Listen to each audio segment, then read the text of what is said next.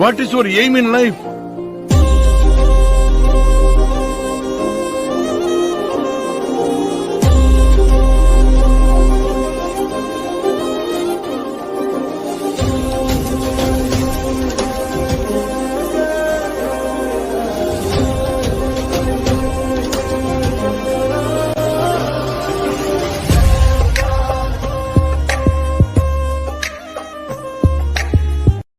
சின்னஞ்சிறு கூட்டுக்குள்ள சொர்க்கம் இருக்கு. அட சின்ன சின்ன அன்பில் தானே ஜீவன் இன்னும் இருக்கு.